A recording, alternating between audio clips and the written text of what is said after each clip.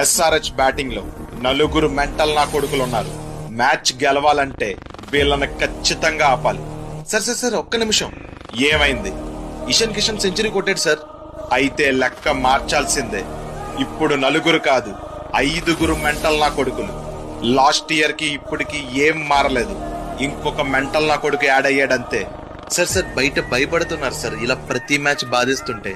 ఇంకొక 2 ఉన్నారు. వాళ్ళని త్వరలోనే లిస్ట్ లోకి యాడ్ చేద్దాం. నిన్న ఎస్ఆర్హెచ్ వాళ్ళు చేసిన దాడికి ఐపీఎల్ హిస్టరీలోనే 2nd హైయెస్ట్ టోటల్ ని రికార్డ్ చేశారు. ఏం హిట్టింగ్ చేశారు అసలు.